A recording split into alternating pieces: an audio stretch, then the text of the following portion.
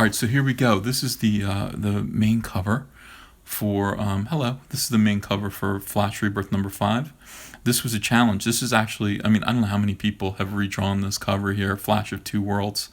They asked me to do it, but with Reverse Flash, and I thought it would be funny if, in keeping with the theme of Eobard Thawne screwing with Barry Allen's life, like traveling through time and screwing up like major events in his life and causing him trouble, if instead of just running on either side of the wall, Eobard actually stops him from saving this poor construction worker from the falling girder.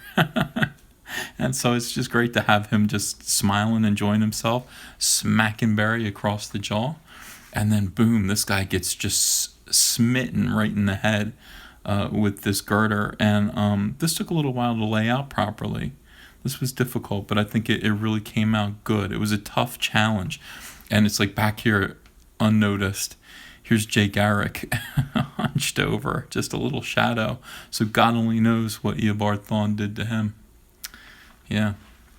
And then this is the variant cover, which was wonderful because it was a chance to draw, Impulse, essentially, and Max Mercury again, and it just felt like old times.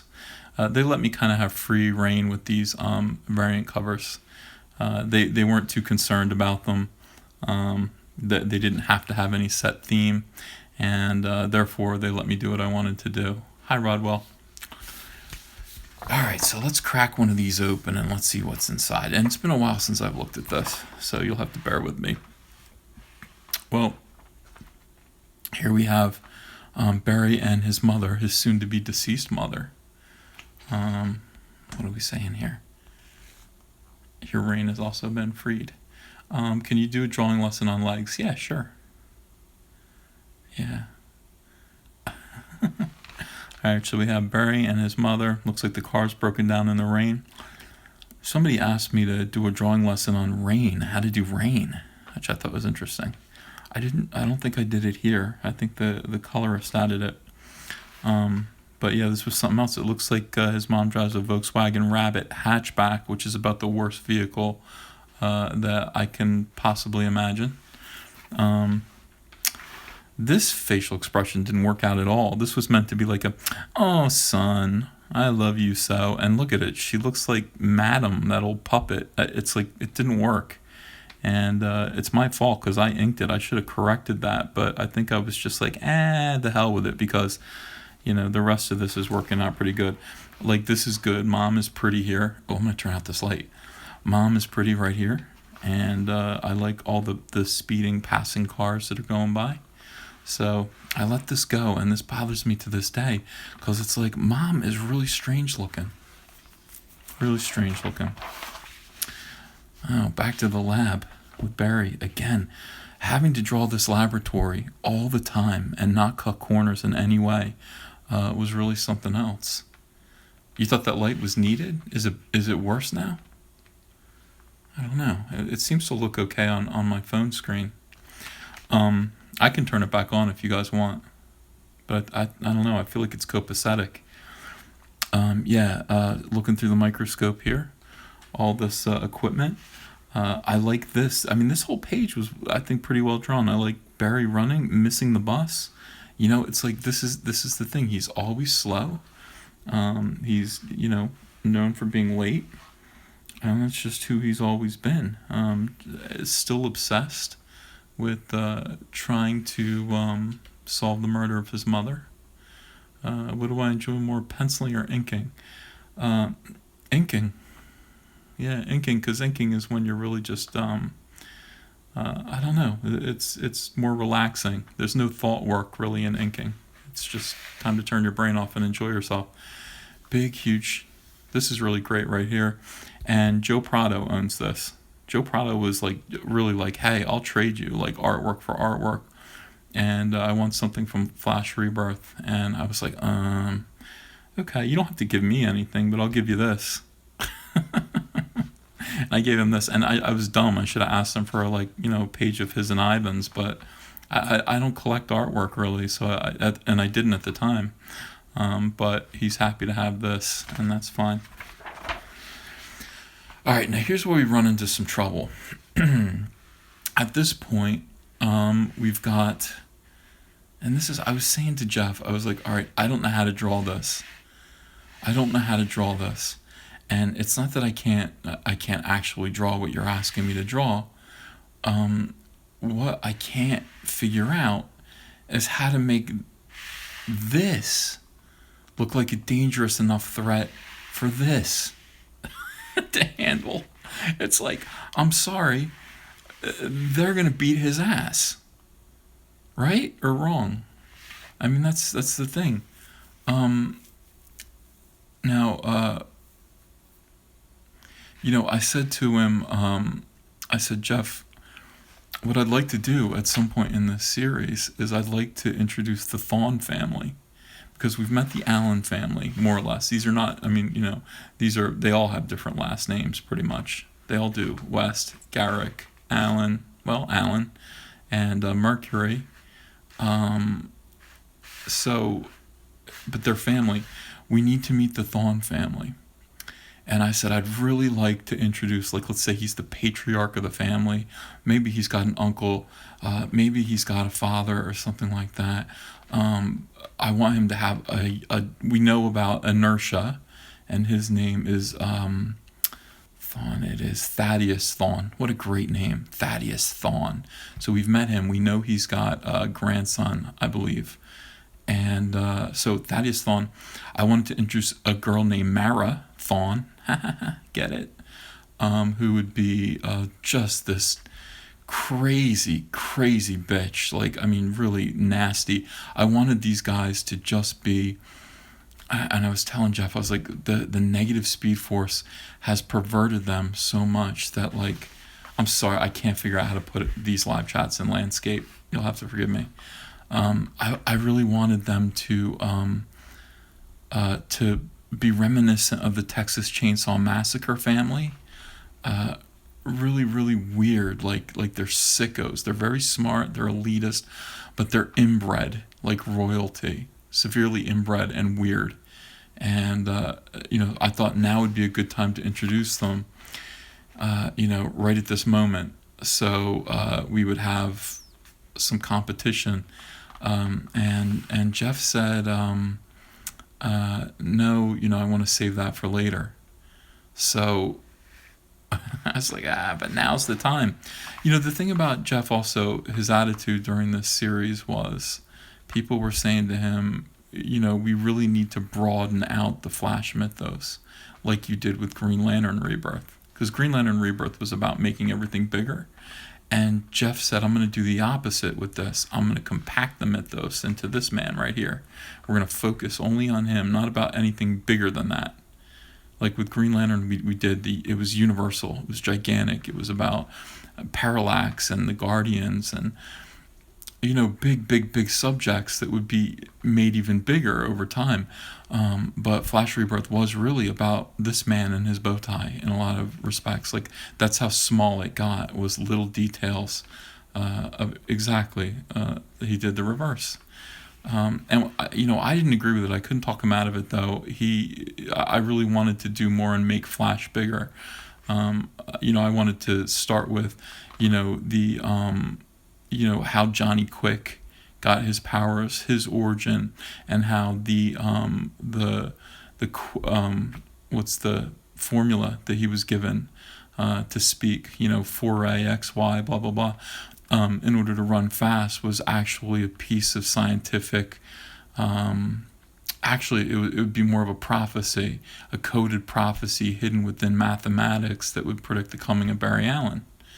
And ironically, and amazingly, actually, when Johnny Quick goes, he's an archaeologist in his origin, and this is a golden age origin of a DC character. He's an archaeologist, and he's digging into this tomb, and he discovers the sepulcher, the tomb of this great king named Amen, and so it's Amen. And he just, I don't know, the ghost of this pharaoh, of this great leader, of this king, appears before him and basically says, if you say this formula, you'll be able to run real fast. And so he becomes a superhero by using that formula. Now, that pharaoh, with the name Amen, was the very first Alan, not descendant, what's the word I'm looking for? Ancestor, okay? So that's what he was. He was kind of beginning the Allen family line that's connected to the Speed Force. All throughout time, there was an Allen who would protect the timeline from this man who and his family, who would be coming at some point in the future to travel backwards and affect the timeline. So we always had an Allen. We always had an Allen. Or one of these gentlemen here. We always had somebody from this family who would protect the timeline and events, history from the monkeying of this family. And how do we remember? I mean, the thing about changing time is that, once it's changed, we can't remember the way things were. Just like when his mother was murdered by him, it changed his entire life all of a sudden, his entire future. And he doesn't remember a time when he grew up with a mother. So the timeline was changed. So what we have is the Speed Force. And the Speed Force is where the book of time is kept, the book of history. And who guards the book of history? Unchanged history? Max Mercury. Max Mercury lives in and survives in the Speed Force by endlessly. He's kind of a guru, kind of a Yoda type. By endlessly vibrating his molecules to survive in the constant inertia. And there he keeps a record of history and protects it from the Thawne family, whose entire purpose is to wipe out the lineage of the Allens. Why? Why? Why is that what he wants to do? Why do they want to make it so that the Allen family doesn't exist? Don't know. But that's what it is. So that's what I wanted to do with Flash Rebirth. I wanted to make it big like that. The Green Lanterns protect space, and the Flashes protect time. And that way these two characters are permanently kind of bonded. They are the guardians of time and space. And from there we could actually do a Flash/Green Lantern comic where the two of them work together. But we didn't get to it for some reason. It didn't work that way. Instead, here we are. We're all going to dogpile Professor Zoom. And I love this. Jay Garrick just throws his helmet and then poof, sonic boom. Using his helmet as an amplifier, just knocks the living hell out of Zoom. Sends him flying through the Central City sign. And in the meantime, we've got the two kids who have been hurt by Professor Zoom. And Professor Zoom is everywhere now, whacking the heck out of everyone. And look, I mean, Irie's such a hero. She's like, take my hand. I don't want you to hurt anymore. Let me take all that energy, all of that motion away from you. I'll take it onto myself. What a little hero, this little girl. And she does. Irie grabs his hands and she, absorbs all of that Speed Force energy. And there she is. Poor little Irie, that little tiny girl, apparently gave her life for her brother. Hey, heroes come in all sizes. Yeah, and here comes Liberty Bell. She is Johnny Quick's daughter. These pages were all drawn so fast. I look at them and I'm like, they're not bad, but I drew them really quickly. Using that formula. Sparks her back. This is nice. I like punching him through a bus. That's very cool. But I mean, so much of this is a big, huge fight, and I guess what it ends up doing, Johnny Thunder, are you sure? Because isn't she Jessie Quick? Or am I wrong? Did I forget? I don't know. Anyway, all of this is made to, I thought so. all of this is made essentially to hi Rebirth Mortal Comics. I like your videos. It's nice to see you in my live chat. All of this is made to make this guy look more powerful, and that's fine. I mean, we want to do what we can to hype up this character. I just wish that it were visually more imposing, if you know what I mean. But then we've got we got girl power. That's what we need more of. We need more girl power. Boot right to the face. Right to the face. That's pretty good. I like this splash page. I like little Irie, who is about to change her identity and become a new superhero. And we're all in the line now. We're all together. We're going to use the Speed Force. We are going to use the Speed Force to change our costumes. And now we are the all-new Flash family. Okay, so let's see. We got Jessie Quick, who's wearing a uniform similar to her father's. I think she might still wear this. I'm pretty sure.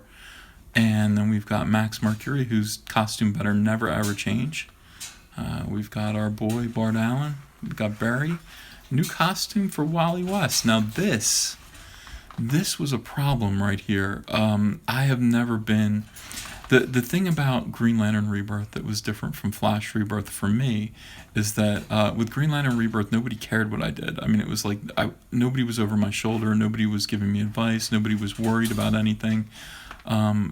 They just let me do what I was going to do. Like, if, cutting Guy Gardner's hair to a short crop military do, putting him back in exactly the same uniform as the one he wore in Crisis. All of that stuff, like, nobody ever second guessed me. Nobody second guessed my choices about Sinestro. This was different. This was a serious problem because the fact that Barry Allen was back and we wanted to keep him in his iconic uniform. Yeah, hi. I know we're up late. I'm drawing a double page spread, so I'll be up all night.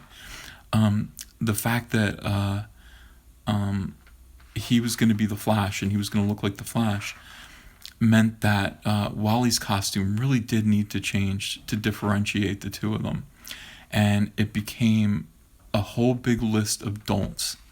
How can we make these two characters look really very much different? Well, one thing we can't do is make his costume too yellow. If we add yellow to his costume, we're demoting him back to Kid Flash. If we cut this top off and let his hair come out, we're demoting him back to Kid Flash.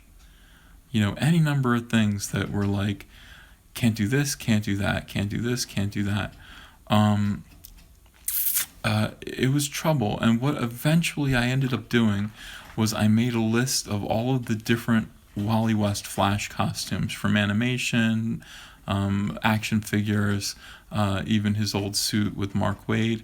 And we decided to make his suit shiny and dark. We took his lightning bolt here situation and we gave him a nose, okay, because normally the Flash's nose is exposed.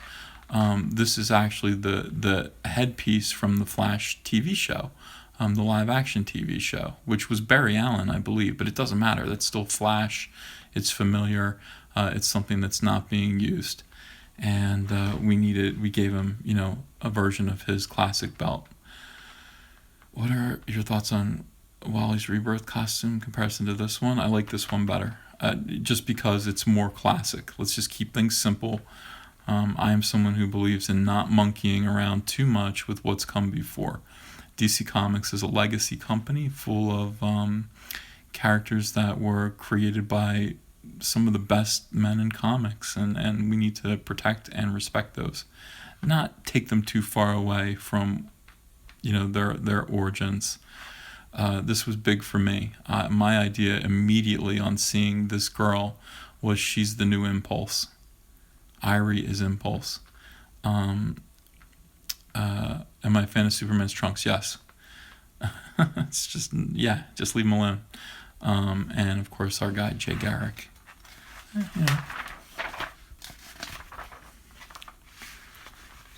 So here we go, and we immediately just start, pounding this guy in the face.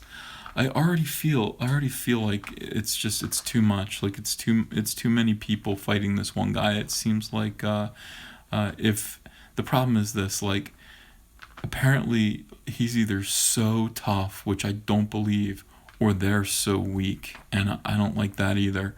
So I really do wish in this issue that we had more Thawnes. I don't know. It would have been a good time to introduce a whole lot of new characters and just expand out the Thawne family. Irie looks great here as Impulse, just great. I love these guys. I always wanted to do this to somebody. It's you know what it is? It's that like Bob Hope and Bing Crosby thing that they used to do in the Road pictures. They used to go 1, 2, 3, pop, and punch someone in the face together, like at the same time. That's what this is. A little silly. Yeah, Zoom versus Barry.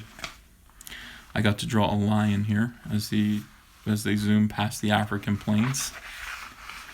And then it's like, do you remember all the horrible things that happened to you as a kid? You fell down the stairs and broke your arm? Yeah, I did that to you. You son of a gun.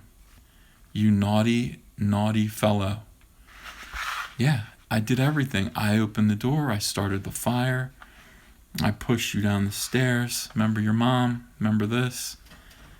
You did it, didn't you? You son of a gun. You noodlehead. Yes. Look at his poor mom. Here we go. Yeah, I murdered your mother, Barry. Wow. Yeah, all the stuff, all the bad things that ever happened to you, this guy did it. This guy did it right here. I don't know. Like, if this guy, like, said that to you and was looking at you that way, wouldn't you punch him? You'd have to punch him. Yeah, just, hey, gloating a little bit. Barry can't believe it. He's like, shut up. Shut up. That's what you say. And he says, and now I'm here. Now that I've told you all this stuff and I'm enjoying your pain. Yeah, remember the Lego you stepped on? I put it there. My dad used to call Legos footos because he was always stepping on them. Get these footos out of here. Now I'm going to go kill Iris. Oh no, not Iris. And here's a really nice page. I actually like this page. Iris is out there. What is she buying? Another goddamn bow tie. Iris, he doesn't like bow ties that much. He doesn't like them. You already gave him one. He was polite about it. Why are you getting him another bow tie? Why are you doing that? What is it with you and bow ties? I mean, God. Does he have to hurt your feelings? Like, pick up some social cues. He only wore that bow tie because he needed to wear a tie to court. And some jackass in his office happened to have a clip-on bow tie in his drawer. And you have been making his life a living hell every day since. He doesn't want to wear bow ties. He's not Pee Wee Herman. He's Barry Allen. The man has some dignity. Let him have some dignity. He's not your toy. He's not your monkey. He's not there for you to mock and belittle. Bow ties, he's not Tucker Carlson. He doesn't need to wear a bow tie. What is the matter with you? Didn't your mother teach you anything? And why would you, honestly, it's almost like you want a little child for a man because you're buying him these goofy ass, you know damn well that only weirdos wear bow ties. Like old men who run antique shops wear bow ties. It's silly. And he's already got one. You bought him another one. Why are you buying him another one? Now, I'm not saying that I support what's going on in this panel. I'm not. I don't. I don't want her hurt at all. But I do want someone to sit down and very nicely explain to her that Barry Allen does not need another bow tie. You could have gotten him like a nice bottle of whiskey. You could have gotten him any number of things that a man would like. You could have gotten yourself like lingerie. Like, that's a better gift, honestly. If you had gotten yourself, you said, open this gift, and he opens it, and it's like beautiful lingerie, and you're like, yeah, well, it's for me, but it's for you. He would have liked that a lot more, and it would have been like you're thinking of him as a man, not as a little boy. That's all I'm saying. That's all I'm saying. I don't get it. So I'm not saying that I support the agenda of this man here. But somebody's got to do something, and here's Professor Zoom on his way. Beautiful shot of Professor Zoom, if I do say so myself. He looks scary. He looks cool. It's a nice pose. And the title of the next issue, oh no, the title of this issue, Mother May I. That's not nice, because he finds out his mother died in this, so I don't know. Written by Jeff Johns.